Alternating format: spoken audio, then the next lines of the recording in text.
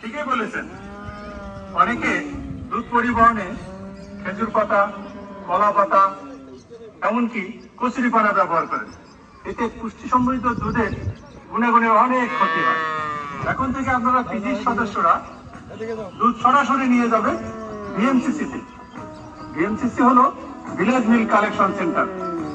সরকার আপনাদের মতো খামারিদের কথা বিবেচনা করেই সারা দেশে 400 বিএমসিসি বা মিল্ক কালেকশন সেন্টার স্থাপন করতে যাচ্ছে। এই বিএমসিসি গুলো আপনাদের পিজির কাছে থেকে ন্যায্য মূল্যে দুধ সংগ্রহ করবে। এরপর ডেইরি হবে। হাব থেকে দুধ যাবে প্রসেসিং প্ল্যান্টে, দুধ প্রক্রিয়াকরণ হয়ে ভোক্তার কাছে পৌঁছে যাবে। ঠিক আছে। আর একটা কথা, আপনাদের কাছ থেকে দুধ সংগ্রহ করে মধ্যস্বত্বভোগীরা বেশি দামে বিক্রি করে লাভবান হয়। এদের থেকে বাঁচতেও আপনাদেরকে উচিত তাহলে আপনাদেরকে সহজে কেউ ঠকাতে পারবে।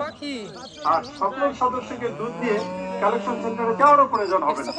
পর্যায়ক্রমে আপনারা এক একজন সকল খামারি দুধ সংগ্রহ করে কালেকশন সেন্টারে নিয়ে যাবেন। এতে নারী খামারিদের খুব সুবিধা হবে। আপনাদের আরেকটি গুরুত্বপূর্ণ বিষয় বলি, আপনারা যারা পিজিতে আছেন সবাই মিলে যদি যৌথ কোনো ব্যবসা করতে চান, যেমন ধরুন গরুর খাদ্য তৈরি অথবা বিভিন্ন ধরনের দুগ্ধজাত পণ্য তৈরি, এক্ষেত্রে প্রাণী সম্পদ অধিদপ্তর আপনাদেরকে সহযোগিতা করবে। কোন ব্যবসায় কি ধরনের মুনাফা হবে, কি ধরনের ঝুঁকি আছে, তথ্য দিয়ে আপনার অন্যান্য পিজির সদস্যরা যেমন সহযোগিতা করতে পারবে, তদ্রুপ প্রাণী সম্পদ অধিদপ্তর আপনাদেরকে অনেক ধরনের সহযোগিতা করবে। তাই নাকি স্যার? তাহলে তো ভালো হইলো, আমরা এই করতে চাইতেছি স্যার। এই মেয়েরা, তোমরা তো সবাই জানলা পিজি কি কি কাজ করে, কিন্তু তোমরা কি জানো এইটা প্রথম শুরু করছিল কিনা? জানো না? জাতির পিতা বঙ্গবন্ধু শেখ মুজিবুর রহমান কত বড় বড় 1973 সালে আমারিকো এগুলোরা অনেক দল গঠনের নাইগা ঝগড়া করে, বুঝছো? নিজে কাজ শুরু করছে। এই বীর বিধান শুরু নাই অল তারিখ কন্যা এই বিষয়টারে বিশেষভাবে গুরুত্ব দিতে।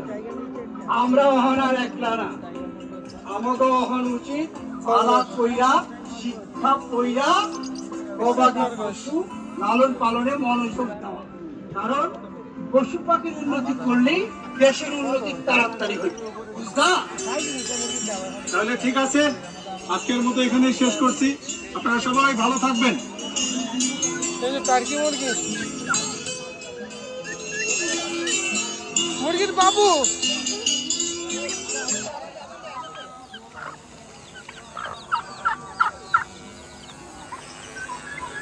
ডিম আসে, ডিম নিয়ে যাই। টার্কি মুরগির ডিম ধরে না ফালা বাবু, চাচ্ছু। সোনালী মুরগির ডিম, দেশি হাঁসের ডিম, লেয়ার মুরগির ডিম, তুষ এসে ডিম ফুটানো, তুষ দিয়ে কচ্ছপের ডিম, চীনা হাঁসের ডিম। Hey, Papa.